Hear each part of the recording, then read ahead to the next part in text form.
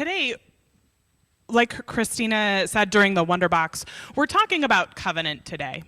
We're talking about the promises that we make to each other and the promises we inevitably don't always live up to because we're human, and then remake to each other. And we set this topic for a conversation between Christina and I a long time ago, almost a year ago. I think we said, let's talk about that on March 2nd, 2025. And several things have happened since then. As we thought about, right, sort of what does this topic, this conversation about covenant, what does that mean in the world that we live in with all the things that have happened leading up to March 2nd, 2025? And I think really feeling, looking at our world right now, we see so many examples of people in positions of enormous power choosing to build a world where relationships are either transactional or punitive, right? That people in positions of power are treating relationships as about getting what you want out of somebody, and if somebody isn't giving you what you want, that the response is to punish them or humiliate them. And that those are, like, those sort of abusive relationship dynamics seem to that they have always been an undercurrent in our society, but they have sort of, it's like they've transitioned, right? The sort of the pretension that it's anything other than transactional, retributive, and punitive has come off, and it's just out in the open. That's what it means to be in relationship with someone. And that I think that we talk sometimes about that there is a piece of this moment that's about disrupting what's happening out there, about disrupting values that are counter to ours, about disrupting injustice where we see it and where we encounter it. But that as a spiritual community, right, we're about more than just disrupting the thing that we're against, that we also have to work to build something different. We also have to work to imagine that the world could be different than that. And so I think that covenant and the idea that we are seeking to be intentional about how we create our relationships, that we acknowledge that we're human and that we will sometimes fall short, that we commit to coming back together when there has been harm and repairing and renewing those promises, right? That is, if you look at the world we live in right now, that is radically countercultural. And that is the sort of system that I want to invest in building. I want to invest in building that sort of muscle of our ability to make promises in pursuit of an ideal, to acknowledge when we have fallen short, and to do the work of repair and rebuilding towards something new. That we can do that here in a way that has sort of become impossible in our broader world right now. Is kind of how it feels. So that's thinking about what does this topic mean in this moment? For me, that's how I sort of see where we're coming to this conversation today. Yeah, so we're focusing the whole month of March on, we're calling it resilient relationships. So the idea that to be in relationship with anyone, including yourself, we have to have a modicum of flexibility, of willingness to change and meet in the middle and acknowledge when there's problems. And this is a deeply theological or spiritual underpinning to Unitarian Universalism. So I'm going to give you just a quick history lesson here. Unitarianism is, in the United States, traced back to the Puritans. We think about the Puritans and we think about them a very particular way, and we'll get to that in a moment. But they were coming to this place, rebelling against the Church of England, and they didn't have any qualms with the Church of England's belief system. their theology about God or Jesus or any of that. Their problem was with the organization of the church as a hierarchy. The idea that the king was at the top and there were bishops and priests and then the people at the bottom, and that one's relationship with God had to be mediated through all of these layers. And that they had a problem with. And so they came here to try to practice their faith in these gathered communities, these local communities, and they would gather with the people nearest to them in their town or village, and they would form a church, and they would pray, and they would study, and they would work together, and they would create agreements with each other about how they were going to do that, how they were going to hold their values together. And there was no other mediating body except the local community. And they have gone down in history as a congregationalist structure. And then it wasn't until the 1800s that that group of churches who organized themselves that way split, and some of them called themselves Congregationalists, which we now know of as the United Church of Christ, or UCC, and the others called themselves Unitarians. And so we have a deeply Congregationalist strain to who we are, and we believe that that's a really important thing. And the thing that underpins congregational structure, Congregationalist polity, is covenant. And so this idea that the people come together, there's no authority over them telling them how they're going to be, and they're going to do it themselves. They're going to make promises and agreements with each other. And actually, that's one of the underpinnings of the United States government, is this idea that local people should have a say in how things get done for their local community. This is part of not only our theological or religious heritage, but also our government's heritage. Well, and it's why if you have ever come to our annual meeting where we elect a governing board and pass a budget every year, you would think you could go to that and think like, wow, this is sort of like an old school town hall meeting.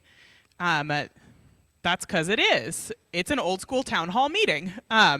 It's the sort of the core governance model that's still, I think, there are places, especially like little towns in New England, like little Vermont villages and Western Massachusetts where that's still how they get together and run the town, is that they get together in a hall and they get to vote about what's going to happen. And it's not always pretty. Democracy is not always pretty, but that we practice it here, and we practice it coming out of that sort of tradition and that heritage.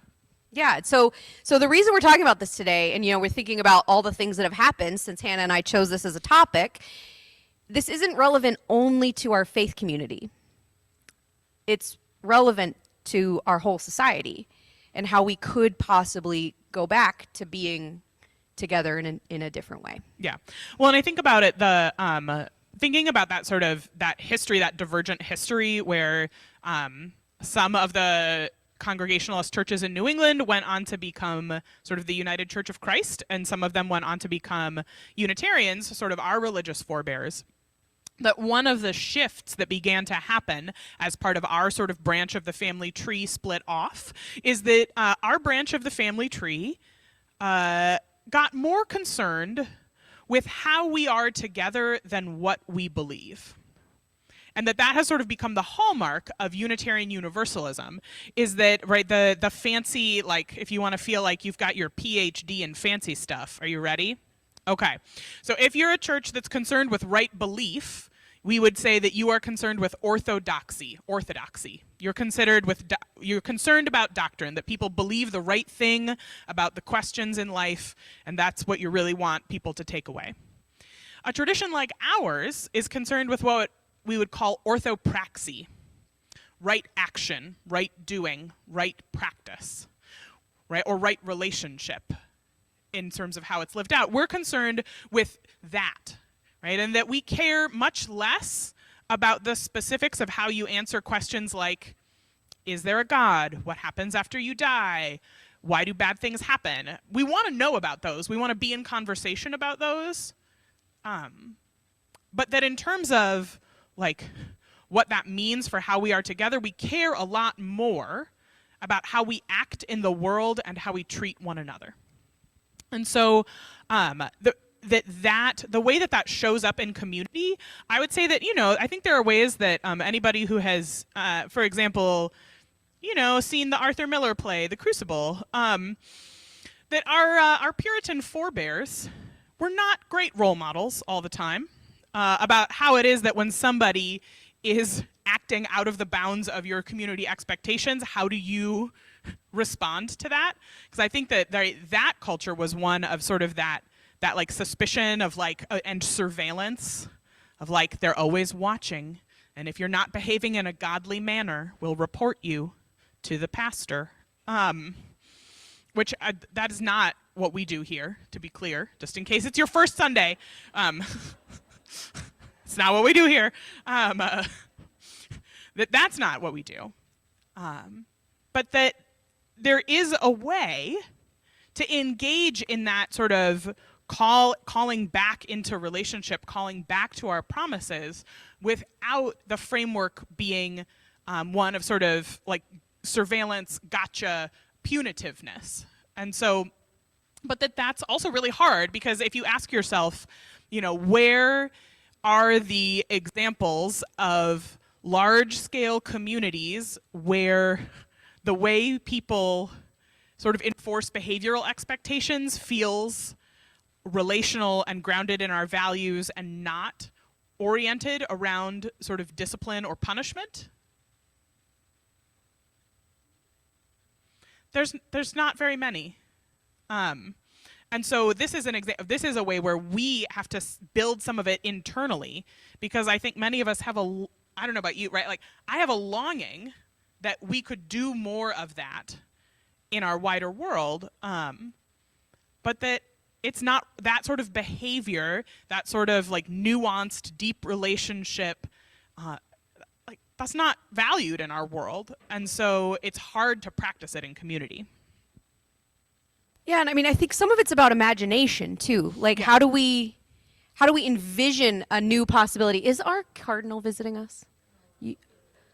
A woodpecker. Okay, cool. You all think you're so slick when you're distracted by a bird. Oh, we can see all of you. Yeah. Yeah. It's hard to compete with the birds. It is.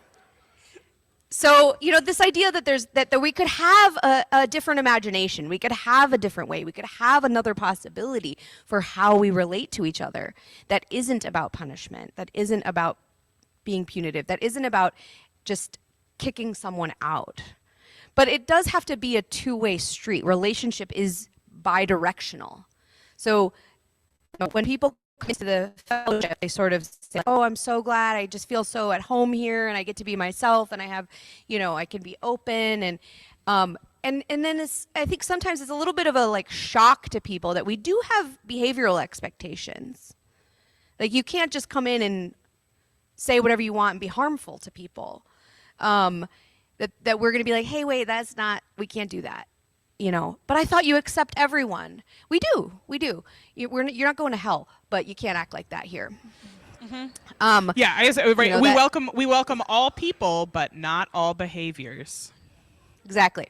So it has to be a two-way street, and there has been a few examples in recent years in Unitarian Universalism, sort of nationally, writ large, where there have been some leaders who have behaved in ways that have been outright harmful to other people. And when leadership has sort of said, hey, wait a second, we can't act like that, and tried to call those people back in to say, let's talk about this, let's try to repair these relationships, those people have not wanted to do that. They've said, I get to say what I want, it's a free country, freedom of speech, not that any of this is happening anywhere else in our world. And they haven't wanted to engage in the work of repairing the relationship, retying the knot, right? And so if you're not willing to do the thing that we all said we're going to do when we join this community, then maybe you don't get to be a part of the community. But that's not punitive, that's not cancel culture.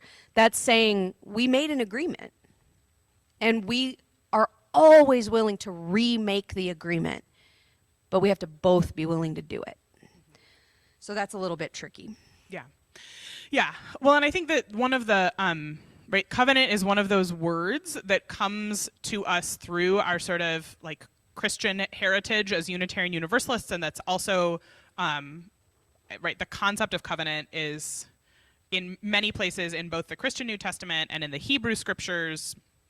And so I'm curious, right, thinking about like in a room where the people's theology is kind of all over the map, like how do you define covenant in a room where the theology is a big spectrum and not sort of a narrow lane? Right. So, the Jewish people would have said, they had a specific covenant between the people Israel and God. And it was an agreement between the people and God. Now, we don't have that same theological understanding. So the way we use the word covenant is saying that we're going to hold our values sort of out in front of us.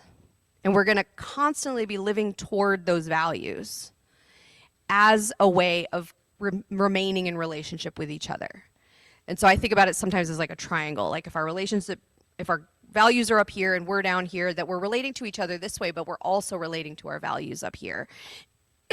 Excuse me. And, our values are idealistic, right? They're the goal. That, world peace and love and, I don't know. Stuff. Pluralism. We have an acronym. I should be able to do this. Okay. Yeah. Justice, right. But that ideal, we're never going to get all the way there, right? We're going to get closer, we're going to fall back, or we're going to try again. I think I've told you all this story, but at one point in seminary, the house that I lived in that was owned by my seminary got sold to an Orthodox Jewish student organization. And so I was still living there, but the rabbi was also like working there. And occasionally we would talk to each other. And he asked me one day, what is this whole Unitarian Universalist thing? And so I was trying to explain it, and I was talking about the 7 principles, which are our covenant. We now call them the values, but they're our covenant between our congregations. And I was explaining this, and he said real condescendingly, isn't that kind of idealistic? And I said, isn't the Torah kind of idealistic? And he was like, fair point. Isn't that the goal of religion, to like set forth an ideal for us that we're going to try our best to get to?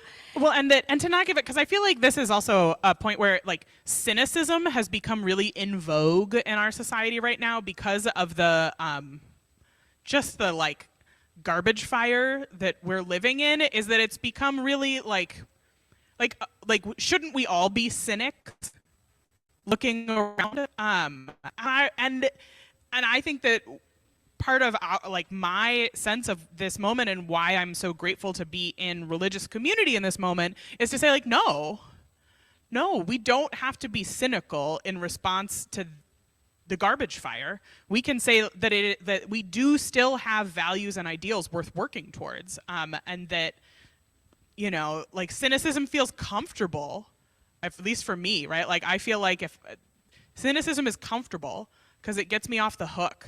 Because I can just be like, you know what, everything's a mess. I'm just gonna, bake my bread and peace out. But that I'm so grateful that there is something keeping, right, a responsibility to come back to that ideal in community, and not just give in to cynicism. Yeah, so that's the thing, is coming back and coming back and coming back. We say coming back to the table.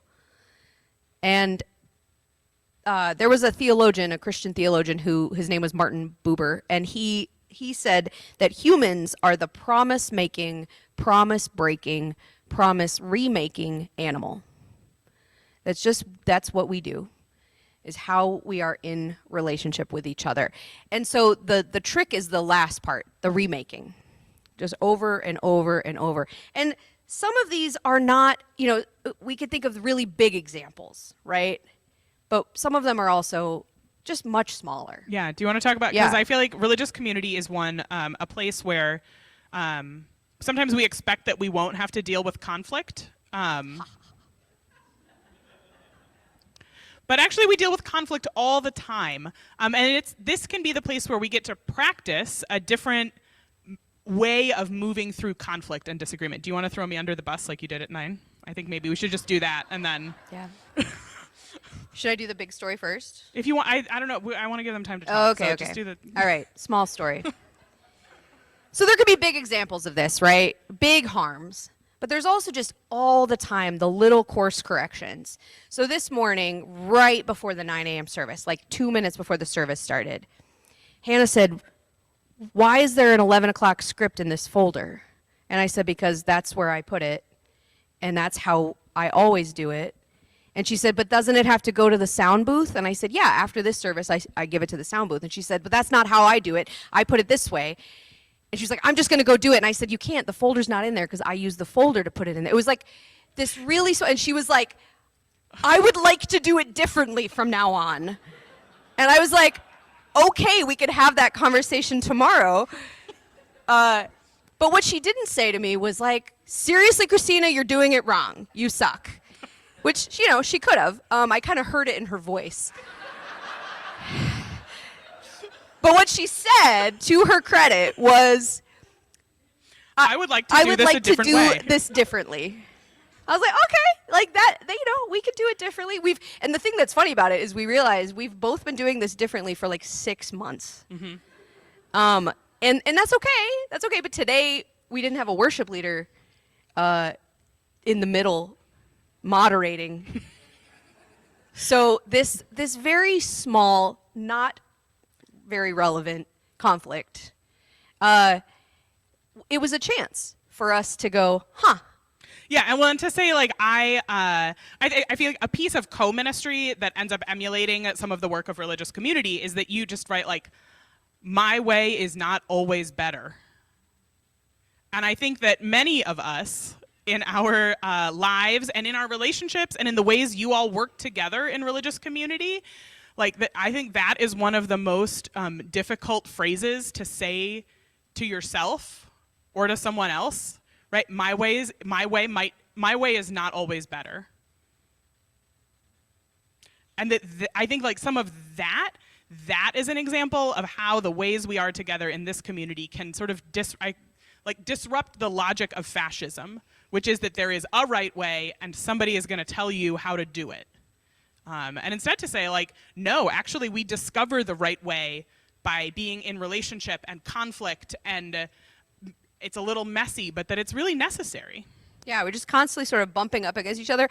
We also have a level of trust, and that's one of the beautiful things about covenanted community is that we trust each other to say, hey, wait a second, we just bumped up against each other in a way that didn't feel good to me or isn't what we agreed to.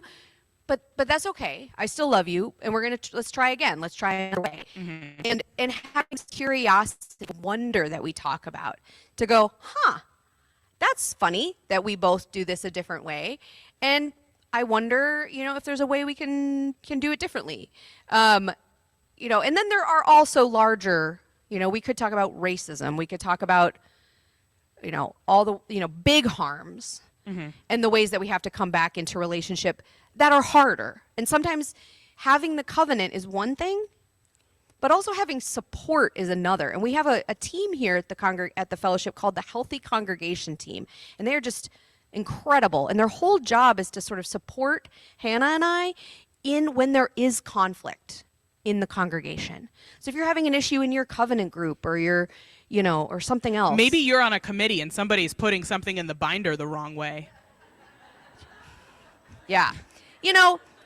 I think you could maybe work that out yourselves. But if you can't, you'd be amazed. The Healthy Congregation Team is a resource. And we have something here called the Principles for a Healthy Congregation, which effectively is our covenant. It's our agreement, our stated agreement. When you join the fellowship as a member, you get a copy of it. It's on the documents page of our website, and we read it every year at our annual meeting. It's an agreement for how we're going to be together, how we're going to act together. That we're going to directly talk to one another and not go behind each other's backs. That we're going to support one another. That we're going to do those things. So having that stated agreement just gives us a chance to sort of point to it and say, we're from Wisconsin. So we say, we might not be abiding by the thing we agreed to, and how can we come back and do it differently? Yeah. Yeah, and that this is our opportunity. I think my last thing is that this is we have to practice that, because if we can't build that capacity to do that, to be in relationship in that way, we're not going to be able to build the sort of community that's going to withstand the stress of the world around us right now. So I think that we have to practice it here. Amen.